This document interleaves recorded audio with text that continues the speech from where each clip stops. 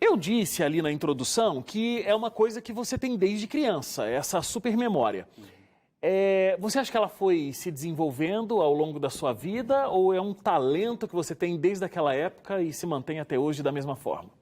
Então, eu vim desenvolvendo, né, desde a infância, mas depois que eu fui estudar sobre a neurociência, sobre os potenciais que a mente humana tem, eu fui perceber que todo ser humano tem o mesmo potencial, tem a mesma capacidade.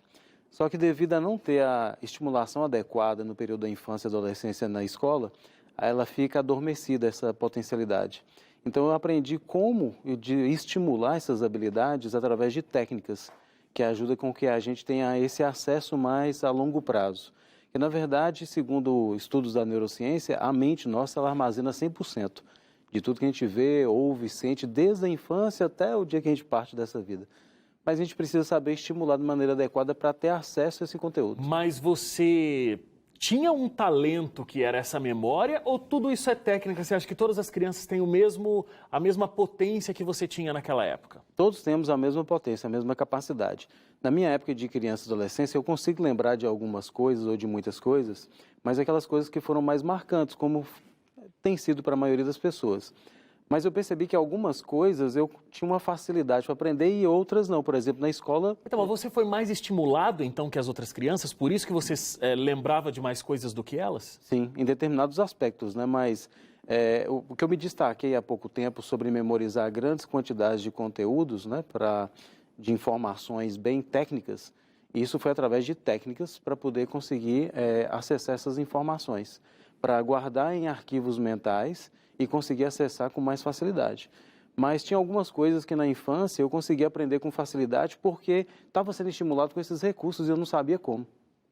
Mas depois que a gente descobre o como é estimulado, aí você agora passa a estar no controle do seu processo de arquivamento.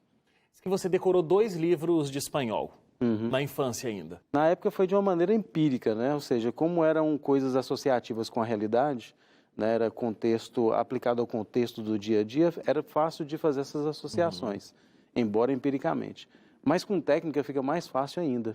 Então, assim, empiricamente eu consegui estimular da maneira adequada, mas eu não sabia como fazer isso. Era como se fosse sorte naquele momento.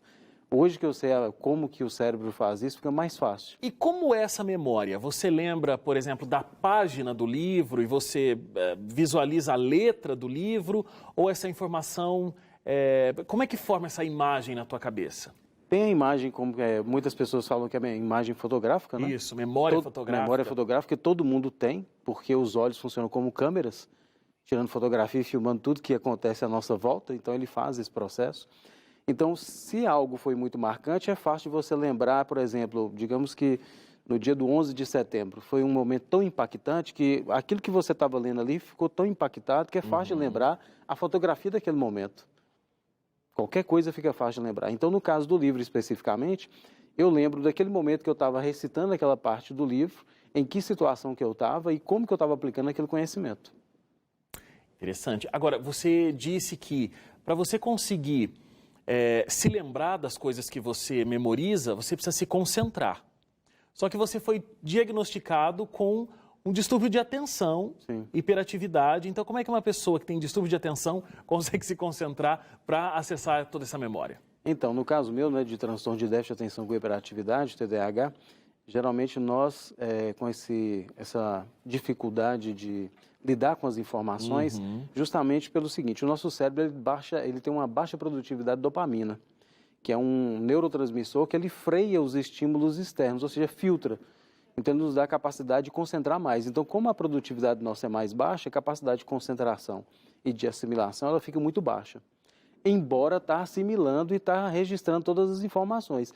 Mas pelo fato de a gente não ter um processo de conseguir filtrar conscientemente, ele vai tudo para o inconsciente e tem dificuldade de acessar. Então, a gente precisa redobrar a concentração para ter um processo de arquivamento para facilitar o acesso a longo prazo. Então, esse é o problema. Por exemplo, a gente que tem TDAH, se a gente consome qualquer tipo de bebida ou qualquer tipo de comida que tem açúcar em excesso, a gente tem mais a baixa capacidade de concentração ainda. Né? A dispersão é muito maior. Então, para a gente que tem essa dificuldade de concentração, a gente tem que cortar o açúcar da alimentação. Aí faz com que a gente tenha uma atividade mental mais propícia, né, de capacidade de concentração. A prática de meditação também é outra técnica que ajuda muito a aumentar o nível de concentração. Você era um bom aluno na escola? Péssimo. Péssimo. Nem com essa mega memória aí e toda essa Porque técnica? eu não sabia utilizar, né? Eu não sabia como acessar esses conhecimentos. Então, assim, eu estava recebendo, como todo mundo ali na sala de aula, mas eu tinha mais dificuldade que os outros de acessar. Então, eu não conseguia acompanhar o professor na sala de aula no raciocínio, não conseguia anotar o que o professor estava anotando em sala de aula e, por sua vez, no dia da prova, eu não conseguia lembrar das informações. Mas tinha coisas que, na mesma época, eu conseguia lembrar que eram coisas que estavam ligadas mais à afinidade, né? Que era, por exemplo, idioma japonês, que foi uma época que eu estudei quando eu tinha entre 12 e 14 anos, era mais fácil de lembrar dessas coisas. Então, vai depender sempre do estímulo. Mas, nesse período de estudante, eu ficava de recuperação em todas as disciplinas. Cheguei a ficar em todas as disciplinas e quase todas anualmente e fui reprovado 6 vezes. 6 vezes? 6 vezes. Eu terminei o antigo segundo grau, o chamado de ensino médio, né, com 23 anos. Uau! E aí já com depressão e tentativa de suicídio. Porque não estava conseguindo realizar, né, o que todas as crianças na tua idade já tinham realizado há muito tempo, né? E Na é o verdade, que todos tá- os jovens já tinham realizado há muito tempo. Exato. E é o que mais está acontecendo hoje em dia. Eu viajo o Brasil todo ministrando palestras e treinamentos justamente para orientar pais, orientar estudantes de todos os níveis, para que eles vejam que existem outras maneiras de aprender de uma forma mais qualitativa, né? E para que eles não entram nessa linha de desenvolvimento que, na verdade, não acabam desenvolvendo todo o potencial que a pessoa tem. Então, a maioria está sofrendo de dificuldade de aprendizagem, de capacidade de concentração, de assimilação e, por sua vez, dificuldade de lograr passar no concurso, passar no vestibular e entram em depressão. Então, o nível de depressão hoje no sistema educacional é altíssimo e de taxa de suicídio também. É interessante porque, assim, você passou por toda essa dificuldade na escola, mas aí você participou de um concurso no programa, no canal National Geographic, e você teve que decorar centenas de capas da revista, a Exato. National Geographic. Você foi muito bem, ficou entre os 3 finalistas do programa, né, como as mentes mais brilhantes do Brasil. É engraçado como essa tua história de fracasso, entre aspas, na escola não tem a ver com o brilhantismo que você pode trazer com a tua memorização, por exemplo, né? Exatamente. Uma coisa que eu percebi, né, como neurolinguista, observando sobre comportamentos, que as pessoas que têm mais dificuldade, se elas olham para essa dificuldade como um processo de aprendizado, o que eu tenho que aprender a partir dessa minha dificuldade, ele vai descobrir que ela pode ser superada, ele vai descobrir recursos para poder suprir essa dificuldade e conseguir um potencial mais elevado. A gente vê isso muito na sociedade, várias pessoas que tinham um tipo de, por exemplo, Mozart, ele tinha problema de audição, Beethoven, aliás, né, e teve uma grande capacidade de desenvolver músicas incríveis, né? E tem várias pessoas. Thomas Edison, ele tinha dislexia e tinha TDAH. No entanto, se tornou um gênio, né? Na área de tecnologia. Olha, a gente vai fazer um teste aqui agora, né, Victor? A gente passou para o Victor uma ficha aqui com várias pessoas que vieram ao nosso programa em diferentes datas.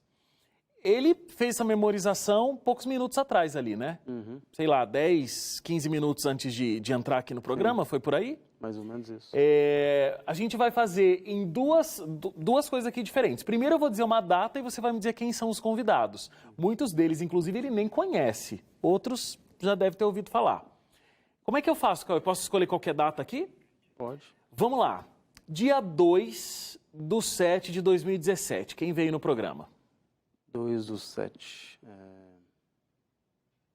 Foi Marcos Fiel. Não? Dia 21/6/2015. Quem veio ao programa? Eu fiz uma associação inversa, que foi pela imagem da pessoa, inicialmente. Ele recebeu uma ficha com vários convidados aqui do Identidade Geral, também viu imagens desses convidados, e aí a gente vai mostrar a imagem para ele, ele vai dizer quando é que esse convidado veio ao programa, tá bom? Então vamos lá, primeira pessoa aí na tela para o Victor ver. Adriane Bonato. Foi 12/3/2017. Isso, acertou. como é que você faz algum tipo de associação, mas com uma imagem, como é que você associa a imagem? É porque, no caso ali, tem vários processos que a gente usa para fazer esse arquivamento mental. No caso ali, quando mostrou a informação que eu tive, foi a imagem e depois associar a data que ela teve no programa. Então, na hora que eu vejo a imagem, eu associo a imagem dela e crio uma associação visual para os números. Então, para cada número de 1 até 99, eu tenho imagens. Uhum. Então, essas imagens eu vou associando, criando uma história mental. Entendi. Igual, por exemplo, posso explicar como é que eu fiz? Pode. Então, a Adriane, eu lembrei de uma amiga minha que chama Adriane, que é uma médica, está consultando essa Adriane. Então, a Adriane, e ela tá vestida de Bonaparte, de Napoleão Bonaparte. Então, Adriane Bonato. E aí eu imagino que, por exemplo, o 12, eu lembro de ovos. Então, eu imagino um ovo brigando com o coração representa o número 3. Que loucura, gente. Como que vai lembrar toda essa história? E tem um macaco batendo na cabeça dos dois. O macaco me lembra do número 17. Por quê? É uma associação que foi criada, entendeu? Entendi, Nessa que lista. você vai usando sempre. É minha lista, exatamente. Entendi. Vamos ver mais uma imagem, então, para ele trazer essa associação para a gente. Vamos lá. Esse aí é o Ivan da Mata. Ele esteve no programa, foi 2/10 de 2016. Muito bem, acertou. Inclusive, esse tempo é porque você está lembrando de toda a historinha que você construiu. A minha dificuldade em lembrar agora é porque, como eu fiz uma viagem muito longa e dormi muito pouco, então você tem processo de amnésia. Ou seja, quando você faz o processo de associação, você está criando novas conexões neurais. Se você não estiver bem descansado, bem alimentado, essas conexões neurais elas se tornam frágeis. Então, a passagem da informação, a sinapse de um neurônio para o outro, ela se fragiliza. Então, a informação é como se fosse um cabo de fiação que ele está descapelado. Então, a energia não passa por completo. E daí começa a dar piscadas na luz, porque está falhando o processo de passar a informação eletromagnética. Você vê como é interessante, né? Porque se essa... Por exemplo, você dormiu pouco, não se alimentou direito, fez uma viagem muito longa e tudo mais, trouxe o prejuízo para a sua memória. Então, realmente traz um prejuízo. Quando a gente não cuida da nossa saúde, é uma coisa meio integral, né? Aqui a gente, como está fazendo uma coisa de alto desempenho, a gente vê o processo agora. Ficou pensando, deu uma titubeada aqui. É justamente por isso. Interessantíssimo. Exato. Se a gente não tiver essa... Muitas pessoas acham que é somente uma técnica, mas não basta você ter uma boa técnica sem você estar preparado para poder utilizar ela. É igual, por exemplo, se um piloto de Fórmula 1, Ayrton Senna, excelente piloto, mas se ele não tivesse dormido bem, se alimentado bem, provavelmente ele ia mal na prova. Com certeza. A mesma coisa é a gente com a capacidade mental. Se a gente não tiver um bom sono, uma boa alimentação, um bom estímulo cerebral, a gente tem a dificuldade, por mais que a técnica seja maravilhosa, ela pode falhar. Muito bom. A gente vai fazer uma paradinha para o intervalo aqui. Na volta, eu vou receber também o psicólogo Rogério Mendes. Ele vai se juntar aqui ao Victor nessa conversa. E eles vão falar de uma técnica que faz com que você e eu, a gente possa aprender com muito mais velocidade, uma velocidade muito maior. Então não sai daí, o Identidade volta já.